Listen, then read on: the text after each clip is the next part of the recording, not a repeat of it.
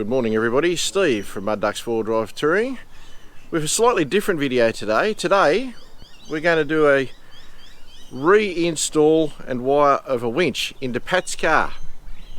By now we all know who Pat is. We're down at Andrew's place in Gosford. By now you all know who Andrew is.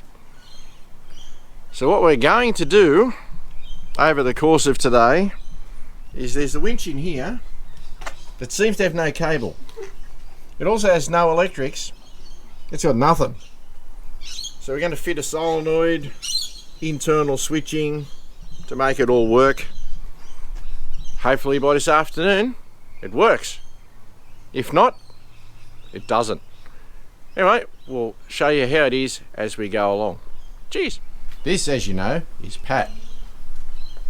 Down there is the new solid state solenoid that's going to control the winch compared to those massive great relay boxes. Now, anybody who may have seen a headlight install on Andrew's car and may have heard a comment going, you think he would have washed the engine bay, get a load of this engine bay. Hey, this is the bloke who made the comment.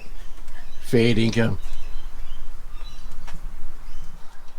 Okay, so the first thing we've noticed is we're going to move this solenoid slightly across in more into the center of the engine bay, because we have to put this isolator in and around that area. So we're going to remanufacture this bracket slightly, move that over, get them next to each other, and that will give us a lot neater cabling. So I'm not going to show you us moving things, we'll just show you as they're done type of thing, because I'm sure you guys know how to drill, do bolts up and stuff.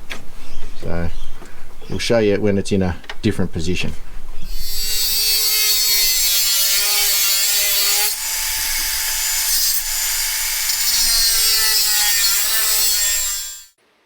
Well, at about this time, for reasons only known to the camera and technical difficulties, we lost audio. So you've just seen Pat heat shrink a lead up that we're making, and I'm actually doing a little bit of work for a change as well, just to prove that I don't always hold the camera. So I'm making up a lead there, and that's all set to go onto the solenoid. So there you go. We then, like dumbasses, decided if we took the grill out we could reach things easier. So we did, and amazingly enough we found out that's exactly what happened. Making progress. We've made the leads to go to the isolator, got the isolator bracketry made and in place. We've made a cable to go up the positive, which of course we're not going to connect. That'll be the last thing we do. After some discussion mistakes, we've found out we put the key in that way, not the other way, because it hits the body. Who'd have thought that? We're men, we'll do it the second time, almost never the first time. Well, I'll show you more when there's more to see. Alrighty, after assorted swearing, as always is the case, we've now managed to get all the wiring made, fed down to the winch. We've made completely new battery cables. They're not on yet, but they're about to be on next. Then we'll be able to test whether the winch motor turns. Now, we didn't show you us making the battery cables, because you know, you cut them, you strip them, you crimp them, and you heat shrink them. So don't think you guys need to see all that. So that's what we're up to so far. So far so good. And as all of these jobs, they're fiddly, redesigning bracketry and fiddling. So it's taken us probably an hour and a half to get to this, but we're getting there. Okay, we've put the wires onto the battery and we've encountered a problem. Nothing makes the winch want to turn. So we're just re-cleaning the terminals on the winch. Now, this is a very old winch, and there's a chance the winch may itself not work. But we've tried shorting the wires across here. That's the main positive. That's the two directions. That should work. So we're just double checking, cleaning all the terminals way down here in the winch, which you probably can't see. And we're going to try it again, but yeah, we're not sure. We'll get back to you when we know something. Videoing. Alright, upon checking, we had nothing working. Turns out this thing doesn't want to play the isolator we've got. So we've run direct power to the solenoid, so we can't isolate it, but we know it works because that's our two-directional switch doing the job. As you could hear, the winch motor was turning. So this thing is dodgy. Put a multimeter on it, it had 12 volts across it, but just didn't want to carry any current. So, and it's supposed to be a big 300 amp switch, so the switch itself is a problem. So for the time being, we'll go without that. We can put another switch in later. So we're getting there. This thing works, so now it's time to start fiddling with the in and out switches. Right, now we've established that works, we've taken the console out,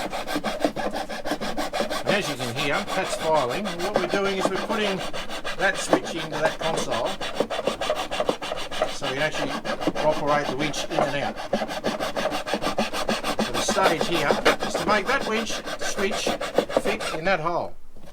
So it's always important to try and put a big thing in a small hole.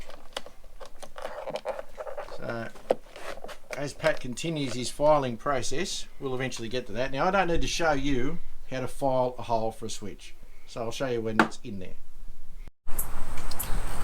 Right, what we've just done now is we've fed 3 wires down through the flywheel and grommet there. Those 3 are going to be the ones connected to the internal switch, and they're going to find their way to there.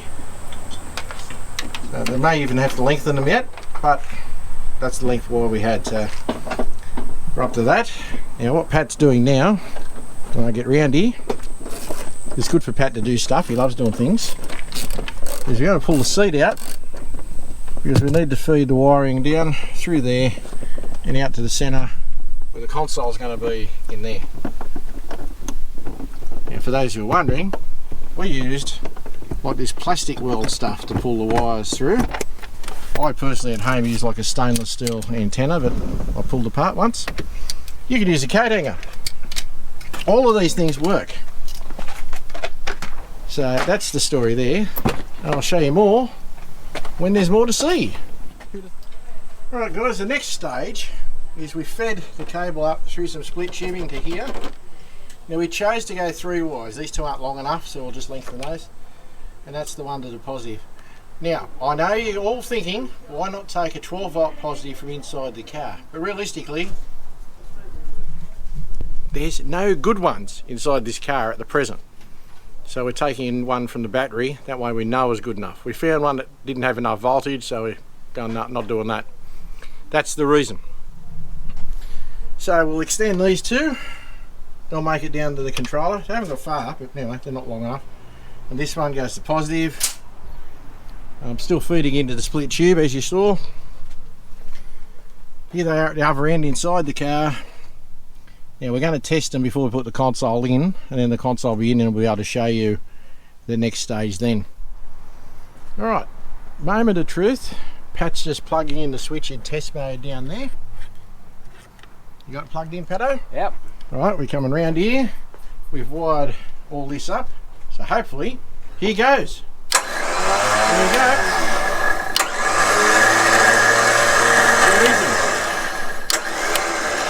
And it's turning both ways, so that is good. Okay, after some successful tests, this is how it looks. Now, as I said before, the isolator's gone. That's going to wait until we get another isolator, but at least that job's done. This works. So we're happy with that. So Pat's in the middle of the install of getting the console back in the car. We've put the grill back on because as far as we're concerned, the front of the car, the outside of the car is done. Once we've got the console and everything back in place, we're hopefully going to feed nice new winch rope onto that drum. And then we should be pretty good. So I'll show you the console when we get that sort of back in place and where the switch is. I'll see you then. Alright, we've put the car back together. Seats are in, console's in, switch is in place. This is probably going to scare you because you won't be expecting this. Works both ways. So you probably hear that.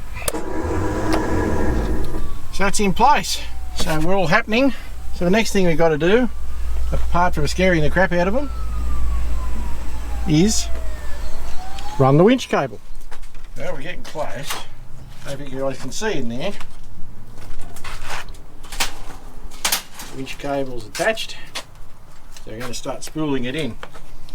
Now I'm not going to show you us spooling in the cable because let's face it, it's a winch cable going onto a drum. So the next thing you'll see is hopefully this thing all wound up and us being done and dusted. And Pat looking relatively happy. Look at him. There he is, looking happy. You want to wind it in, Kaz? Kaz is going to do the honours of winding in. Just pick the one that says in, Kaz. I've since discovered that if you throw the GoPro 8 into quick shot mode, it doesn't like to do audio. So all we're doing here is just winding the winch cable in and out to get a nice even spool on the drum. Now I know I said I wasn't going to show you the winch rope going on, but it's such pretty winch rope, I really couldn't help myself. So there it is. There it is, all done. Trust me, we know it winches in and out. You saw that earlier. So that didn't take too long, about 7 hours, all up. Anyway, that's the joys of doing these kind of things. Hopefully this has been of some use. If you like these videos, put a like on it. If you're new to the channel, please consider subscribing. If you're an old hand, thanks for watching and taking the time to watch my videos. And we shall see you on the next one. Have a good one.